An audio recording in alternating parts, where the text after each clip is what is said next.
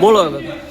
અમારે જ્યાં સુધી આ વાલીએ અમારે કહેવાનું એવું છે કે આંધણા સ્કૂલમાં જે આચાર્ય કે જે કંઈ હોય તે એના મિલીભગતને હિસાબે સ્કૂલમાં વિદ્યાર્થીઓને પડતી મુશ્કેલી માટે અમારે ભાઈને કાલે એવું જાણવા મળ્યું કે દારૂ પી અને દંગલ કરતા હોય.